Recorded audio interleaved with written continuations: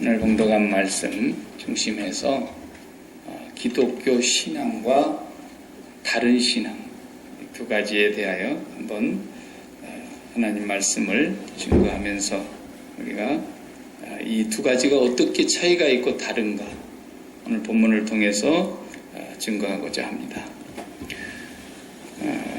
오늘 내용은 땅을 분배하는 과정에서 처음으로 우리 땅이 너무 좁습니다.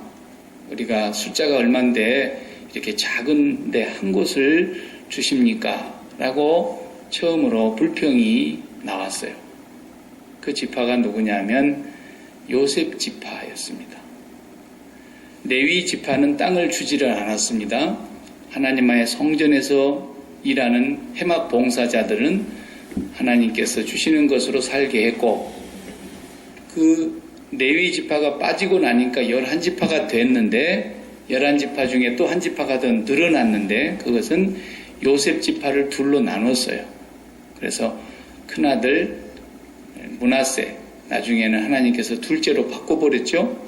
그리고 둘째로 태어난 에브라임, 이것을 큰아들로 하라 하나님. 그래서 에브라임과 므낫세 이렇게 우리가 부르게 됐어요. 본래는 므낫세가 큰아들인데 하나님이 에브라임을 큰아들로 바꾸셨어요. 그 에브라임과 므낫세 이 두 지파로 나누어졌어요. 그러니까 다시 12지파가 된 거예요. 레위 지파까지 하면 그러면 13지파가 되지만 레위 지파는 땅을 분배하지를 않았습니다. 그 중에 이제 이 요셉 지파가 원망하고 불평을 털어놓기를, 우리가 이렇게 두 지파로 나누어질 만큼이나 숫자가 많고 큰 족속인데 어떻게 성을 한 곳만 주십니까? 라는 거예요. 이 얘기를 하자 15절에 보면은 14절에 그 말을 하니까 15절에 여호수아가 뭐라 그래요? 그러면 너희 말대로 너희가 정말 강하고 큰 민족이라는 사실이니까 가서 개척을 해라. 저 위에 삼림에 사는 사람들도 몰아내고 다 쫓아내서 거기를 개간하고 넓혀서 살아야 되지 않겠냐. 그러니까 또 16절에 그들은 뭐라 그럽니까? 그게 어떻게 우리 마음대로 됩니까?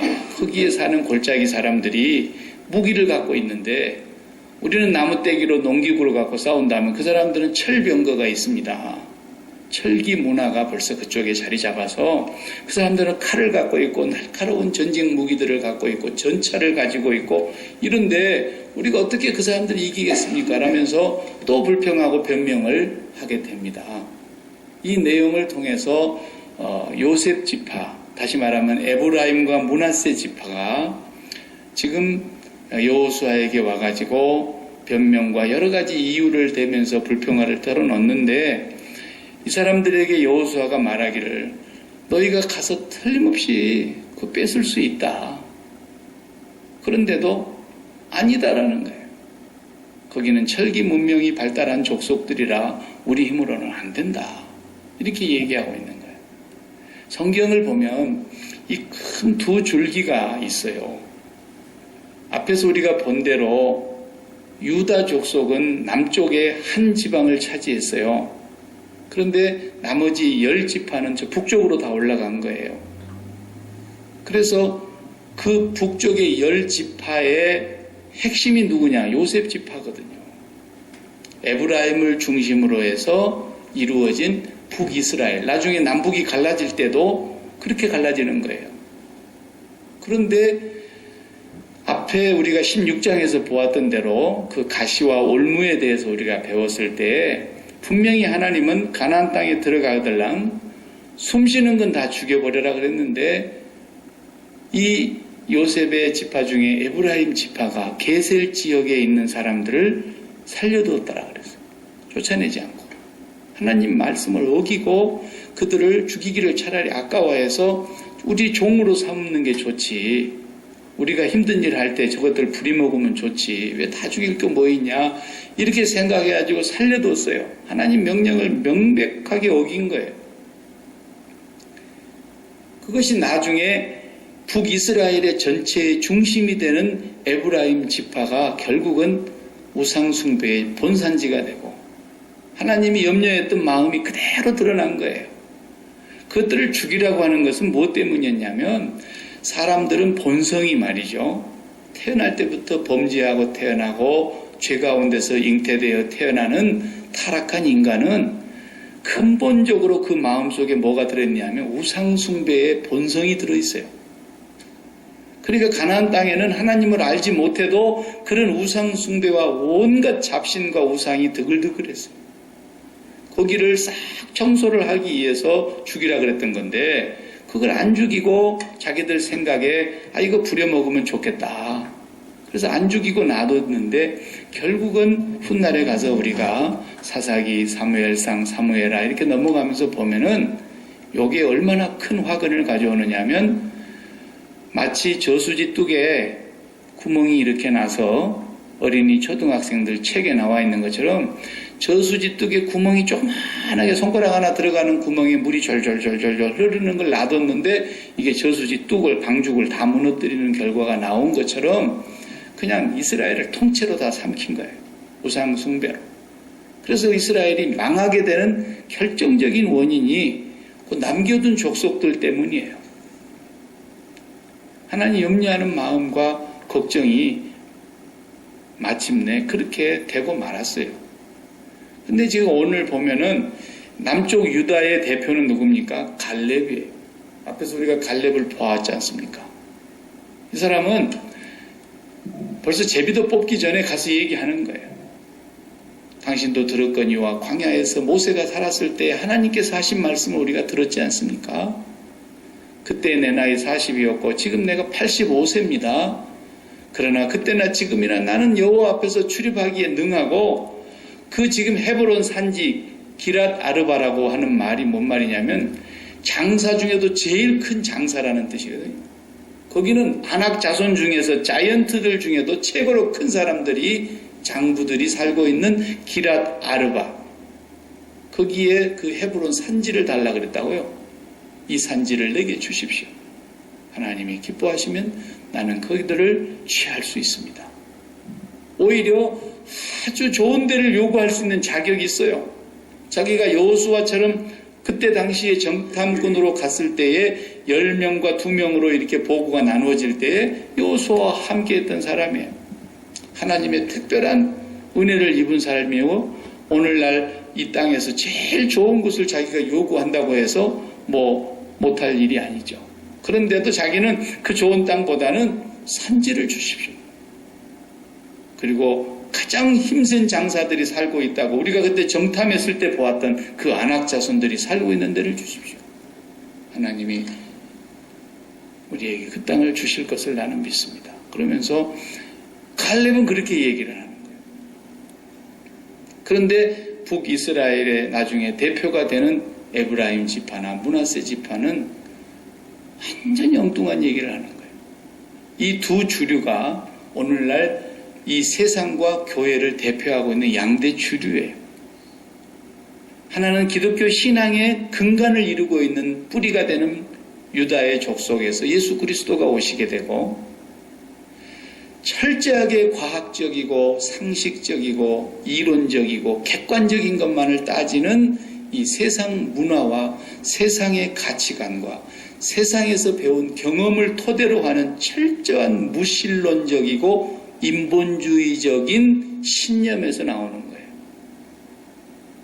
그 철저하게 무신론적이고 인본주의적인 것에서 나온 가장 대표적인 게 뭐냐?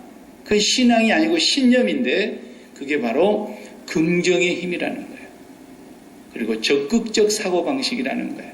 불가능이 없다라는 거예요. 나폴레옹과 같이. 이런 사고방식이 세상에 얼마든지 우리가 많이 듣고 배웠던 얘기들이고 심지어는 교회 안에서도 그런 얘기들을 신앙으로 오해해서 그게 긍정적 사고, 적극적 사고방식이 마치 신앙인 것처럼 가르치는 사람들도 있어요. 얼마만큼 세상의 지식과 학문이 교회를 침투해 들어왔는가를 우리가 알 수 있어요. 이 두 가지는 하나는 진짜 기독교 신앙이고 갈렙은 그리고 지금 이 북이스라엘을 대표하는 에브라임의 지금 이 얘기는 므낫세의 얘기는 철저한 인본주의입니다. 그래서 이들은 이 세상에서 결국은 자치를 감추게 되죠. 이 두 주류를 우리가 볼 수 있는 눈이 있어야 돼요. 신앙인가 아닌가를 봐야 돼요. 내가 신앙하는 사람인가 아니면 신념을 갖고 있는 사람인가. 이것은 하나는 사탄이고 하나는 하나님에게서 나오는 거예요. 그렇게 큰 차이가 있는 거예요. 그런데 기초적으로 무슨 기독교 안에도 그런 긍정적 사고방식과 적극적 사고방식이 신앙인 것처럼 둔갑을 해가지고 많은 사람들이 설교할 때도 그런 말들을 써요. 또 듣기도 아삼아삼해요. 부정하는 것보다 긍정하는 게 낫고 비판하는 것보다 적극적인 게 낫지 않냐. 이렇게 보면은 대체 그 말이 맞는 것처럼 들려요. 세상은 그렇게 가르치고 있고요. 그렇지만 신앙은 아니에요.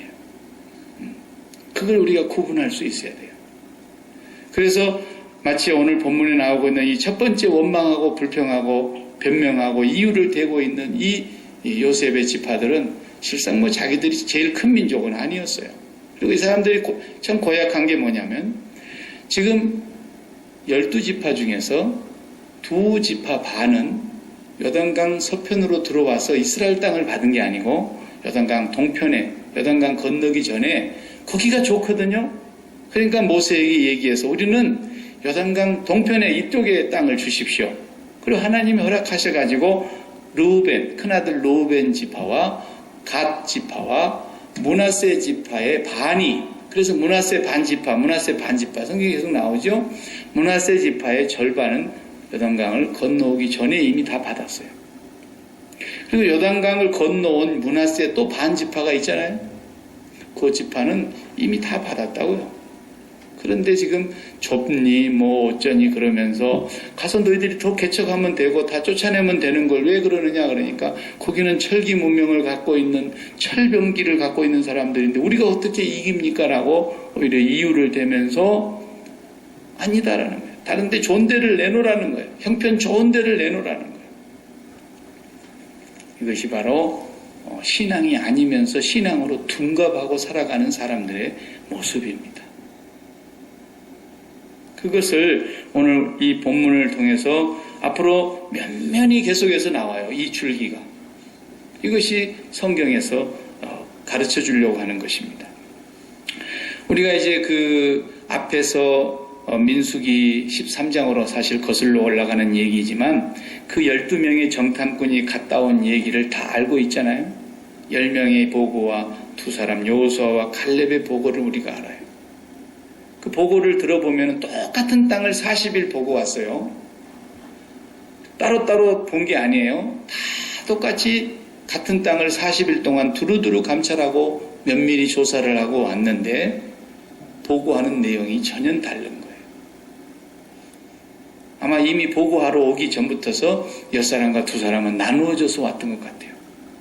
그리고 10사람 보고하는 얘기와 2사람 보고하는 얘기가 너무 다른 거예요.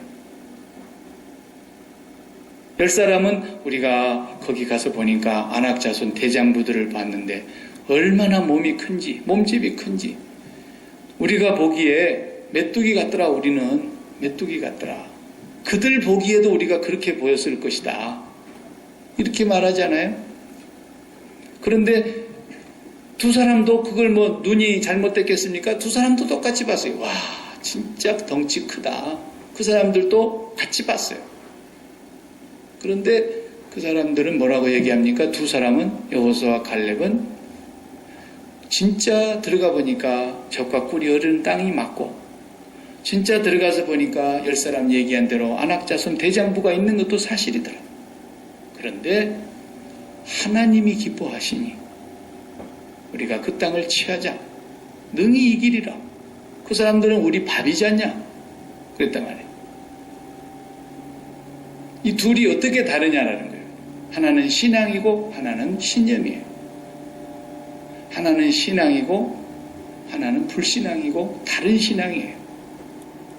하나는 예수 그리스도가 오는 줄기에서 나온 신앙이고 하나는 사단이 가져다주는 에덴 동산에서 선악과를 따먹은 그 타락한 인간들이 자기가 이제는 하나님이 되어서 자기의 판단을 가지고 자기의 기준점을 가지고 자기가 된다 안 된다, 맞다 틀리다, 옳다 그르다 착하다, 악하다, 선하다, 악하다 다 자기들이 하고 있는 거예요.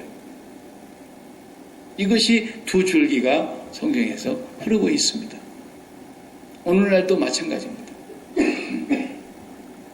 오늘날도 신앙하는 것 같지만 신앙 아닌, 그냥 간단히 예를 들어보면 쉬운 성경에 많은 예가 있잖아요. 골리앗이 쳐들어왔는데 사울이 하나님이 세운 왕이지 않습니까? 하나님이 기름 부어 세웠어요. 그리고 당나귀 턱뼈를 가지고 그냥 수백 명을 한 번에 해치운 사람이에요. 성령이 임해서. 그리고 얼마나 그 힘센 장수입니까? 다른 사람보다 어깨 이나 크더라 그랬잖아요. 그러니 이렇게 큰 사울 왕이 돼가지고 그 많은 군대를 거느리고 나왔는데도 골리앗을 못 해보는 거예요. 왜 못 해보겠어요? 자기 입으로도 만군의 주 여호와 하나님이라는 걸 얘기했을 거라고. 그런데도 아무도 못 나서는 거예요. 왜? 계산을 딱 해보니까 저놈을 이길 만한 장사가 우리 중에는 없단 말이죠. 내 부하 중에는 저놈을 해볼 만한 부하가 없어. 다 그냥 사시나물 떠들지 다 고개 푹 숙이고 나서지를 못하는데, 그렇게 하나님을 모독하고 하나님을 업신여기고 경멸 안 하고 졸소하고 그러는데도 아무도 안 나서는 거예요. 보십시오. 철저한 인본주의, 하나님을 얘기는 하지만 무신론이나 똑같은 것입니다. 다윗은 그 사람이 긍정적 사고방식을 갖고 사는 사람이 아니에요. 다윗이 무슨 적극적 사고방식을 가지고 저기 골리앗한테 달려든 게 아닙니다. 다윗은 처음부터서 자기가 저것을 상대할 수 있는 사람이 아니라는 걸 다윗은 애시부터 아는 사람이에요. 내가 어떻게 저 큰 장수를 이기겠냐. 지금 다윗이 자기가 해볼 수 있다고 나오고 있는 적극적인 신념과 긍정적인 사고방식을 가지고 한번 붙어보자, 이게 아니라 나는 저뭐 해볼 수 없다는 걸 다윗은 애저녁에 알아요. 근데 지금 다윗은 무엇 하나 갖고 나오는 거냐면, 오늘 네가 살아계신 만군의 주 여호와 하나님이 어떤 분인가를 내가 보여주겠다. 그 사람은 하나님 앞에서 나는 아무것도 아니지만 하나님 앞에 있다라고 하는 거예요. 내가 믿는 하나님이 어떤 분인가를 내가 오늘 보여줄게. 내가 돌을 잘 던져서가 아니고, 무기를 내가 준비해서도 아니고, 내가 몸이 재빠르고 싸움에 능한 용사라서가 아니라, 오늘 전쟁이 누구한테 달려있는가를, 칼과 창과 네 같은 장수들의 힘의 전쟁이 달려있는가, 아니면 내가 섬기는 하나님이 전쟁을 주관하시는 건가를 내가 오늘 보여줄게. 하나님 앞에 있다라는 거예요. 이게 기독교 신앙이에요. 그리고 사울처럼 계산을 딱 해보니까 아무도 저를 해볼 장사가 없다. 우리는 싸우거나 마나 졌다. 그리고 이미 진 거예요. 다윗이 오기 전부터서. 이건 신앙이 아닙니다. 지금 요셉의 지파가 와서 얘기하는 것하고 갈렙이 와서 얘기하는 것하고 이렇게 차이가 나는 거 보십시오. 두 사람의 정탐꾼과 10명의 정탐꾼의 얘기도 똑같습니다. 결국은 나중에 보면 그 10명은 아낙 자손이라고 하는 그 대장부들을 너를 보니까 나라고 하는 자의식이 요만해져 버린 거예요. 우리의 자의식이 어떻게 생겨난다 그랬어요? 너라는 존재가 있어야 언제나 내가 생기는 거라고 그랬잖아요. 근데 너라고 하는 것을 가서 딱 보니까 아이고 키가 우리보다 서너 척이 더 위야. 너라는 그 안악의 자손들이, 대장부들이. 그러니까 나는 메뚜기다 라는 생각이 들고 말았죠. 그래도 어떤 사람은 그걸 열등감에 사로잡혀서 또 그런다고 맨날 성경을 심리학으로 풀려고 그래요. 열등감이 뭔지 아세요? 열등감은 사단이 주는 엄청난 교만한 사람이 갖는 마음이에요. 열등감이라는 것이 그게 무슨 겸손한 사람이나 무능한 사람이 갖고 있는 의식이 아니에요. 영적으로 딱 들여다보면요, 지독하게 교만한 사람이 갖고 있는 열등감이에요. 왜 그런지 아세요? 하나님 앞에 서 있으면서 이게 내 일이 아니고 하나님의 일이다라고 생각하는 사람하고 None of my business. 이건 나하고 아무 상관이 없는 내 일이 아니라 하나님의 일이라는 거예요. 가나안 땅을 지배하고 7 족속을 다 쫓아내고 거기에 아브라함에게 약속하신 대로 적과 꾸려는 그 땅에 우리 족속을 여기에 살게 하신 것은 내 비즈니스가 아니었어요. 처음부터 이건 아브라함 때 약속하신 하나님의 약속이고 그 약속을 430년 만에 모세를 통해서 이제 애굽에서 그 백성을 끄집어내신 거고 그 백성을 광야에서 250만이 되는 것을 40년 동안이나 물 한 방울 안 날 곳에서 풀 한 폭이 안 나는 곳에서 먹였고 입혔고 발이 부르트지 않고 신발이 닳지 않고 옷이 헤어지지 않고 굶어 죽어서 나가는 사람이 없게 하셨어요. 그리고 이제 요단강을 또 한 번 더 기적적으로 건네게 하시고 뭐 그들이 언제 전쟁에 능합니까? 싸움에 병법이 있습니까? 그 사람들이 무기가 신무기가 있습니까? 그래서 여리고성을 무너뜨렸습니까? 아이성을 이겼습니까? 기드온 족속을 굴복시켰습니까? 그들이 뭘로 했습니까? 오직 이것은 하나님의 비즈니스예요. 하나님의 경영하시는 것은 반드시 이루는 거예요. 그러니까 내 일이 아니라고 생각하는 사람은 이건 누구 일이냐? 하나님의 일이라는 거예요. 그러니까 열등감이 없는 거예요. 열등감은 어디서 나오느냐? 내가 해보려고 생각하니까 이건 너무너무 저 일이 큰 거야. 이건 뭐 내보다 키도 크지 무기도 너무나 뛰어나지. 어휴, 아니 내가 누구길래 감히 이것을 내 일로 생각하냐 말이에요. 이건 너무너무 교만한 거고 너무너무 무지한 거예요. 내가 할 수 있다고 생각하는 그 자체가 얼마나 무지요 죄악이요 교만함입니까? 그 생각을 갖고 보니까 나는 게임이 안 되는 거예요. 그래 열등감에 사로잡히는 겁니다. 우월감은 또 뭡니까? 내가 이만큼 힘이 있고 배움이 있고 지식이 있고 빽줄이 있고 권세가 있고 돈이 있고 그러니까 내가 해볼만 하거든요. 이것도 얼마나 교만한 것입니까? 지가 할 수 있다고 생각하는 거예요. 이 교만함과 열등감은 동전 앞면과 뒷면이에요. 다 사탄으로부터 오는 거예요. 자기가 할 수 있다고 생각하는 데서부터서 출발하는 거예요. 근원지가 똑같아요. 그런데 너라고 하는 것이 너무 크니까 내가 상대적으로 열등감에 눌리는 거고 내가 상당히 괜찮은 사람이라고 생각하니까 해볼만 하다고 부딪히는 거예요. 두 가지가 다 사탄으로부터 오는 거예요. 신앙 아니에요, 이거. 겸손함도 아니에요. 여호수아와 갈렙은 이건 우리들이 하는 비즈니스가 아니다, 지금. 하나님이 기뻐하시는 일이고 하나님이 언약하신 일이고 하나님이 만세전에 아브라함 믿음의 조상, 우리 조상 아브라함의 하나님, 이삭의 하나님, 야곱의 하나님이 우리에게 맹세하여 이곳으로 인도하시겠다고 약속한 땅이다라는 거예요. 그런데 우리같이 부족하고 메뚜기 같은 존재이지만 우리를 쓰시겠다는 거예요. 쓰시겠다는 거예요. 그러니까 하나님의 일을 하는 사람이라는 것은, 그러니까 바울과 바나바가 루스드라에 가서 날 때부터서 발을 쓰지 못하던 어떤 사람을 고쳤지 않습니까? 고치고 났더니 하늘에서 제우스 신이 내려왔다고 그냥 그렇게 그 루스드라의 온 성이 소잡고 고기 잡고 막 상다리 부러지도록 제사 지내려고 제우스 신이 내려왔다고. 그럴 때 바울과 바나바는 옷을 찢으면서 우리와 당신들이 똑같은 성정을 갖고 있는 인간인데 왜 우리한테 이 제사를 지내려고 하느냐고 막 바울이 그들을 만류하잖아요. 성전 미문에 앉아있던 안진뱅이를 예수 그리스도 이름으로 베드로가 일으켜냈는데 사람들이 다 베드로를 우러러보니까 너희가 왜 나를 주목하냐 그러잖아요. 진정으로 하나님 앞에 서 있는 사람은 무슨 일을 하든지 나는 제로다, 제로. 할 수 있는 일이 아무것도 없다라는 거예요. 늘 하는 밥이지만 우리 주부들이 늘 하는 음식이지만 내가 하는 게 아니고 오늘 또 하나님이 함께하지 아니하시면 내 목구멍에 물 한 모금도 넘어갈 수 없다라는 거예요.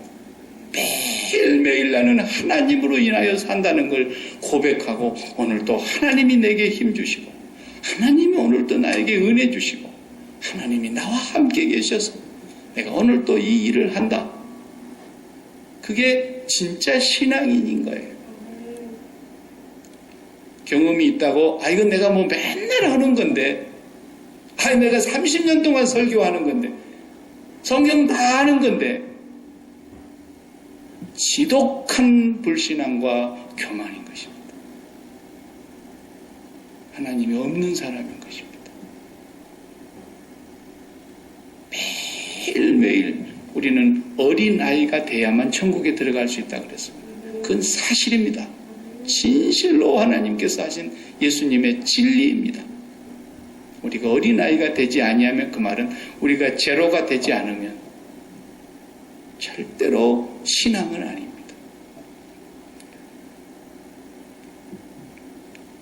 그것을 오늘 본문에서 우리에게 철두철미하게 깨닫게 해주시는 하나의 근간이 되는 말씀인 것입니다. 그래서 이 요셉 지파는 그냥 환경에 확 붙들려가지고 철기 문화를 갖고 있는 사람을 우리가 어떻게 해봅니까? 우리는 몽둥이밖에 없습니다. 돌멩이밖에 없습니다. 우리는 몸뚱아리밖에 없습니다. 저쪽에는 무기가 쇳덩이 화살이 날아옵니다. 칼이 그냥 몸을 베입니다. 저 사람들은 전차 바퀴가 굴러갑니다. 우리가 어떻게 해보겠습니까? 자기들 비즈니스라고 생각하는 거예요. 하나님 믿는 게 아닙니다. 우리 교회가 숫자가 이만한 교회가 뭘 하겠어요? 그렇지 않습니까? 여기에 그렇다고 무슨 갑부가 있기를 합니까? 우리가 뭘 하겠어요? 그 얘기하는 것과 똑같은 거예요. 그런데 하나님이 기뻐하시는 일이요. 기도하는 가운데 성령이 감동하시는 일이요. 하나님께서 우리에게 명하시는 일이라 그러면 우리 비즈니스가 아니잖아요. 하나님이 해내고야 말을 거예요. 그분이 경영하셨은즉 반드시 경영하는 것을 이루리라 그랬잖아요. 이사야 14장 한번 우리 찾아볼까요? 이사야 14장 24절을 보세요. 구약성경에 이사야 새벽기도 때 보고 있는 내용이지만 한번 찾아서 읽어봅시다. 이사야 14장 24절과 26절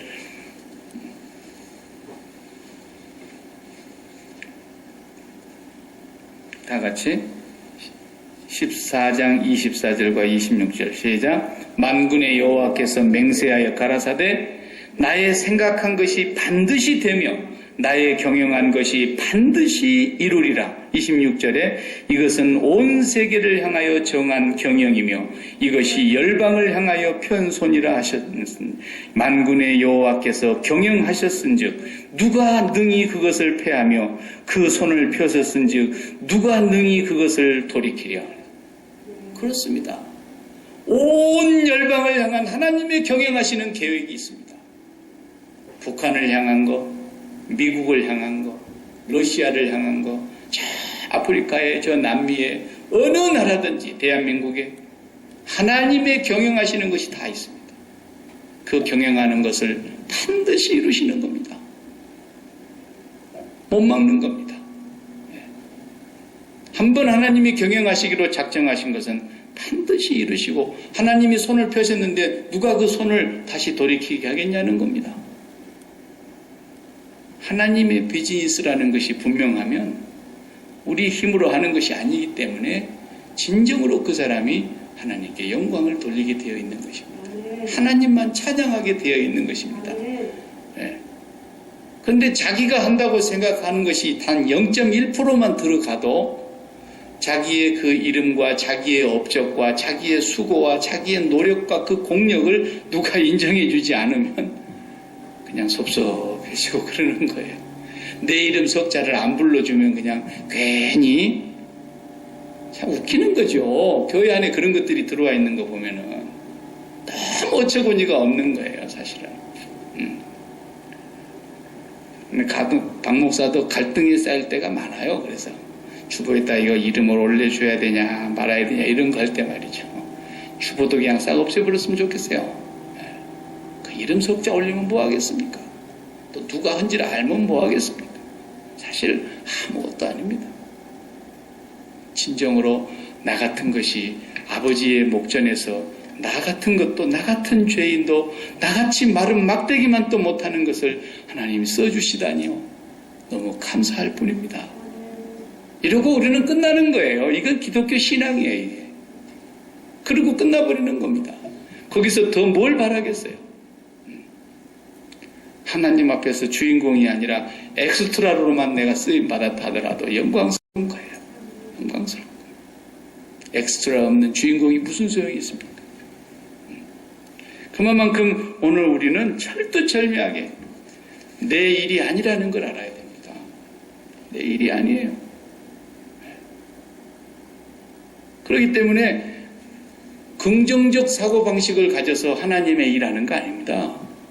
다니엘이 긍정적 사고방식과 적극적 사고방식을 가지고 하루에 3번씩 기도한 겁니까? 그래서 사자굴에서 나온 겁니까? 그 세 친구들이 적극적인 사고방식과 긍정적인 힘을 가지고 날마다 밀어붙였더니 거기 풀목불에서 탄 냄새도 안 나고 그을리지도 않고 나온 겁니까? 그렇지 않습니다. 그 사람들은 자기들이 애저녁에 아무것도 아니라는 걸 아는 사람들이에요. 네. 그러니까 하나님밖에 없는 거예요. 마치 뭐가 같으냐면 이렇게 이제 사나운 개 한 마리를 주인이 키우는데 말 잘 듣는 개지만 사나운 개란 말이죠. 이 사나운 개를 키우는데 주인집에 어린 애기가 1살짜리가 아장아장 걸어 나오면 덩치도 조그마한 게 나오면 개는 자기 눈앞에 그 애기를 밥으로 볼 거 아니에요. 한 볼태기도 안 된단 말이에요. 칵 물어버리면 그럼 애가 막 떨릴 거 아니에요. 그 주인이 눈 한번 크게 이러면 그냥 걔는 꼼짝없는 거야. 가만히 있는 거야 그냥. 우리가 그렇게 어린아이가 되는 거예요. 하나님 앞에서 매사에 매일 하는 일도 그렇게 기도하고 일을 해야 돼요. 늘 전문가로서 내가 하는 일이라도 하나님, 나는 좌우를 분별하지 못한 자입니다. 나는 죄인입니다. 나는 부족한 자입니다. 불완전한 자입니다. 나는 틀려먹은 인간입니다. 나는 잘못된 생각을 갖고 사는 사람입니다. 잘못된 가치관에 오염된 사람입니다. 하나님 외에는 옳은 분이 없습니다. 하나님 외에는 선한 분이 없습니다. 하나님 외에는 정확한 게 없습니다. 매일 그거예요. 그러니까 채점을 해보면요. 옛날에 줄 바꿔서 채점하고 그러잖아요. 선생님 대신해서. 선생님이 답을 불러주면 서로 이제 짝꿍끼리 바꿔가지고 채점을 딱 해주면은 답을 틀렸는데 맞았다 그러면 어떻게 되는 거예요? 친구라고 그냥 틀렸는데 맞았다고 동그라미 쳐주면 틀린 거죠. 잘못하는 거예요. 근데 또 맞았는데 틀렸다고 기분 나쁘니까 나보다 점수 많이 나온다고 맞게 썼는데 틀렸다 그러면 이것도 틀린 거예요. 이것도 안 되는 거예요. 어떤 것만 맞는 겁니까? 틀린 건 틀렸다 그러고 맞는 건 맞았다 그러고 이것만 옳은 거예요. 그러니까 예수님께서 예 아니고 예는 예고 아니면 아니오로만 해라 그래요. 그거 외에는 다 악에서 나오는 거라 그랬어요. 그 말이 무슨 말이냐? 주여 나는 죄인입니다. 나는 선악과를 먹은 조상에게서 나온 인간입니다. 내 생각은 하나님의 생각하고는 하늘과 땅 차이가 나는 인간입니다. 나는 불완전한 죄인입니다. 나는 선하지 않습니다. 나는 악합니다.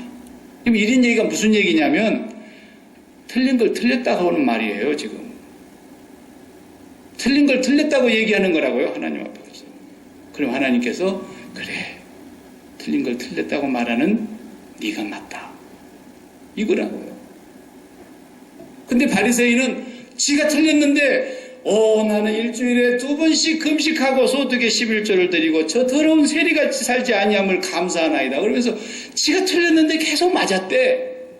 지를 동그라미 치고 있는 거야. 하나님께. 하나님 앞에서 감히. 그러니까 하나님이 너는 틀렸어 임마.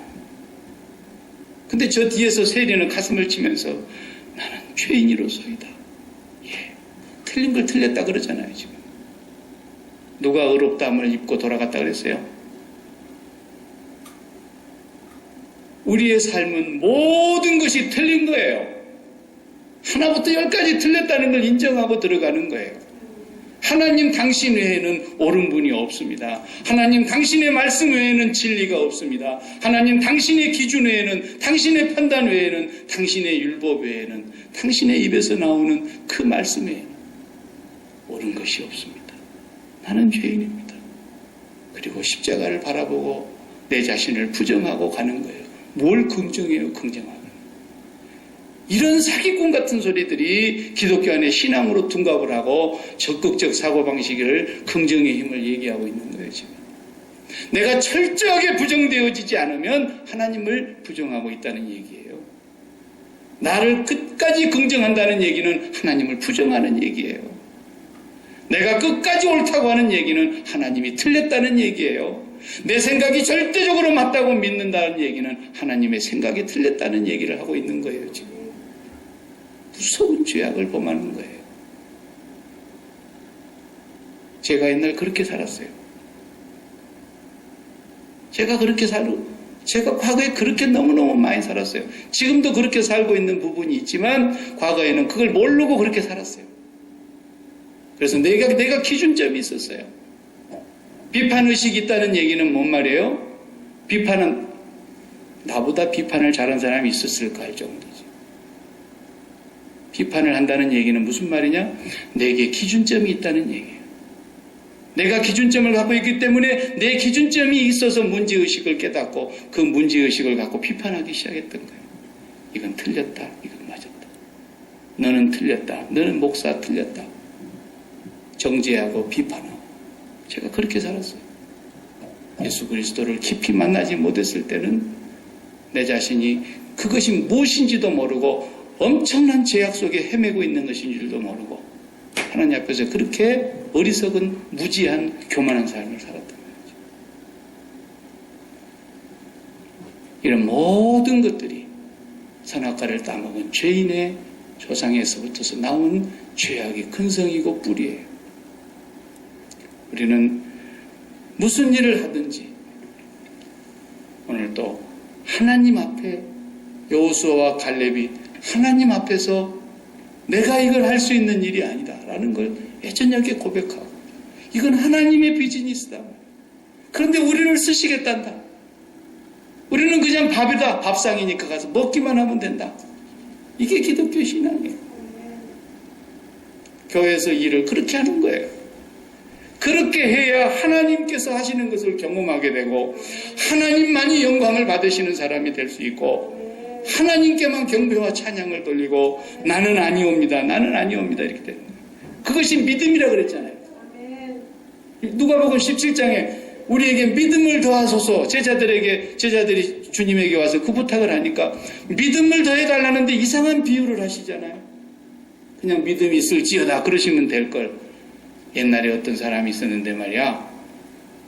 밭에 나가서 열심히 일하고 양치기를 하고 있다가 해저녁에 들어왔는데 주인이 밥 해놓고 기다릴 줄 알았는데 주인이 늦지막하게 양치고 밭에서 일하고 들어온 사람한테 밥에 올리라고 그러고 그래서 열심히 또 밥을 해가지고 주인 상을 차려서 대접하고 수고했으니까 배고플 텐데 같이 와서 먹자 그런 말도 안 하고 물도 하라 그러고 반찬 더 가져오라 그러고 계속 시중 둘라 그러더니 다 먹었으니까 치워라 먹으란 말도 안 해. 그랬는데 이 모든 것을 한 후에는 우리가 무익한 종인데 마땅히 할 일을 한 것뿐이옵니다. 이게 믿음이라는 거예요. 예수님이 그 비유를 왜 갑자기 믿음을 더해달라고 얘기하는 제자들에게 그 비유를 하시냐고요. 뭔가 좀 이구동성과 같은 대답 같지 않습니까? 동문서답 같질 않아요? 그게 아니다라는 거예요. 믿음은 뭐냐?